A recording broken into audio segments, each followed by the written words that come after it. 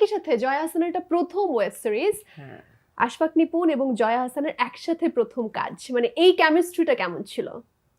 এই কেমিস্ট্রিটা আসলে এটা আমার দিক থেকে যদি আমি বলতে চাই যে অনেকদিন ধরেই তো আসলে যেহেতু বড় পর্দায় অনেক কাজ ছিল, পেন্ডিং ছিল, করব না বা খুব ঠিকঠাক কোনো কাজ দিয়ে শুরু করব এরকম যদি, এবং আরেকটি বিষয় ছিল যে আমি যেহেতু দুই বাংলাতে কাজ করা হয়, যে আমি করলে অবশ্যই কোনো বাংলাদেশের কোনো কন্টেন্ট দিয়ে আমি শুরু করব। তো সেই ক্ষেত্রে তো আসলে এর চেয়ে আর ভালো পিক কিছু আমার জন্য হতে পারে না আশফাক নিপুণ।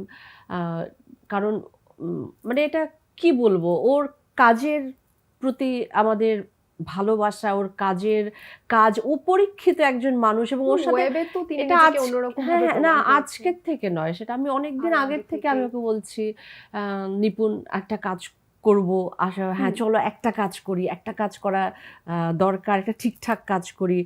ওরও এক রকমের ইচ্ছা ছিল, হ্যাঁ চলো আমরা কোল্যাব করি। আমাদের একটা দুজনেরই একটা খুবই সদ ইচ্ছা ছিল যে একটা দুজনের ভেতরে এই আর্টসটা ছিল, কিন্তু ঠিক কন্টেন্ট ঠিক সময়, সেটার জন্য আসলে ঠিক সময় ঠিক জিনিসের জন্য আসলে অপেক্ষা করতেই হয় আমার মনে হয়। আর আমার জন্য ব্যাপারটা ছিল কি যে এখন জয়া তো অনেক কাজ করেন এখানে এই বাংলায়, তারপর হচ্ছে পশ্চিমবঙ্গে অনেক কাজ করেন এবং বড় বড় নির্মাতাদের কাজ করেন। এখন ওনাদের প্রত্যেকের কাজে একটা কমন প্যাটার্ন থাকে, সেটা হচ্ছে স্ক্রিপ্ট থাকে। আমার তো স্ক্রিপ্ট থাকে না। সো আমার প্রথম টেনশনই ছিল যে আচ্ছা উনি কি করতে রাজি হবেন কিনা, যে আমাকে একটা স্ক্রিপ্ট দাও, না হলে আমি কিভাবে রেডি করব। এটাই কি প্রথমবারের মতো জয়া আহসানকে কোনো গল্প নিয়ে? এক্স্যাক্টলি, হ্যাঁ, এই প্রথমবারই আমি গল্পটা প্রথমবারই আমি তার সাথে গল্প নিয়ে বসলাম এবং আমরা বোধহয় 2টা গল্প নিয়ে কথা বললাম এবং এই গল্পটা আরো বেশি ওই গল্পটাও ভালো ছিল, বাট এই গল্পটা আরো বেশি এক্সাইটিং। কিন্তু আমার জন্য চ্যালেঞ্জ ছিল যে আমি তো স্ক্রিপ্ট করতে পারি না বা লিখি না। সো এই ফরম্যাটে জয়া কি কাজ করবেন কিনা, যে আসলে এই ফরম্যাটে উনি কি কমফোর্টেবল হবেন কিনা।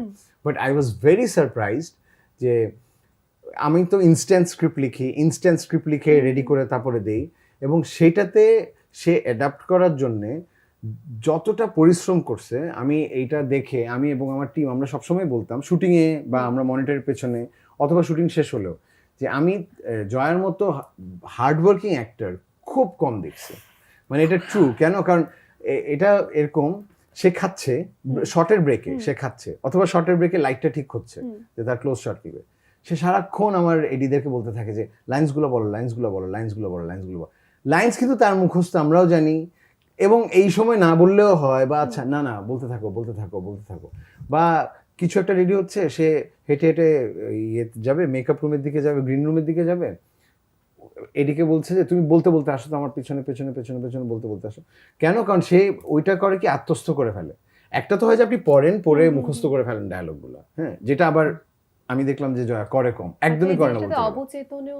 এক্স্যাক্টলি, মানে ওটা হচ্ছে কি যা বলা হচ্ছে সেটা তখন সে তার মাথায় নানান ভাবে প্রসেস করে নিচ্ছে, যে এটা এভাবে যাবে কি এভাবে যাবে না।